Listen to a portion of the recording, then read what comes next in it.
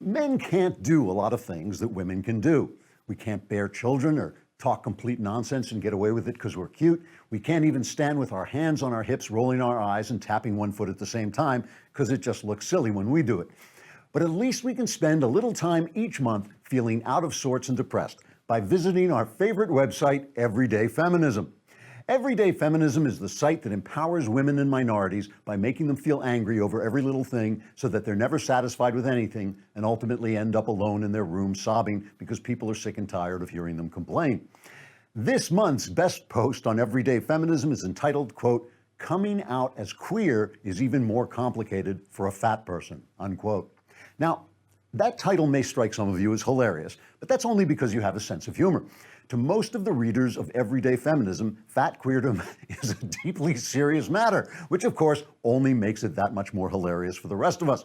The post begins, quote, "I came out as fat to myself about 5 years ago."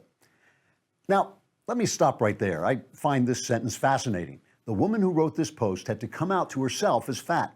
One day she sat down with herself in a chair or two, looking herself in the face, and she said, "I hate to break this to you, but I'm fat." Whereupon she answered herself by saying, "Yes, I've suspected you were fat for a long time, but I'm glad you finally felt comfortable telling me." After that, she hugged herself and some tears were shed and she was able to move on. It was a very touching moment.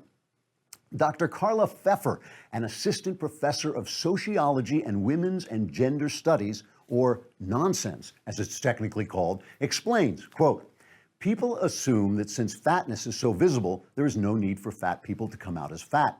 But some people view coming out as fat as a way of taking back and reclaiming the discourse around fatness," unquote. I have no idea what that means, but I'm sure Dr. Pfeffer doesn't either.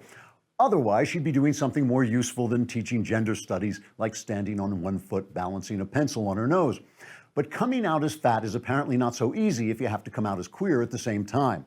The post continues, quote, "Gay fat cis men are deemed feminine because they are fat. Lesbian fat cis women must deal with the narrative that they chose lesbianism because their fat bodies make it impossible for any man to ever be attracted to them."